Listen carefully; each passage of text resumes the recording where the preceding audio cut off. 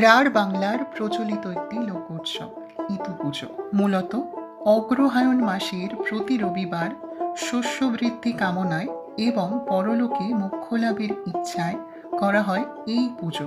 এই পুজোর সাথে জড়িয়ে রয়েছে কিছু গল্পকথা। এটি সম্পূর্ণভাবেই দুই বোনের গল্প, অমুনা এবং যমুনা, যাদের ছোটবেলা থেকেই দারিদ্রতার মধ্যে দিয়ে বেড়ে ওঠা এবং স্বার্থপর পিতার কারণে ঘর ছাড়া হয় এই দুই বোন। অনেক খারাপ পরিস্থিতি কাটিয়ে ভাগ্যক্রমে তারা এসে পড়ে একটি গ্রামে।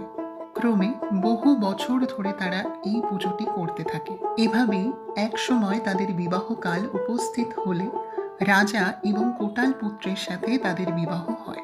রাজবধূ হয়ে সদর্পে অমুনা এই পুজোটি বন্ধ করে দেয় এবং বহু বিপদের সম্মুখীন হয়। অতঃপর নিজ ভুল বুঝতে পেরে পুনরায় শুরু করে ইতু পুজো। ভিডিওটি কেমন লাগলো জানাবেন।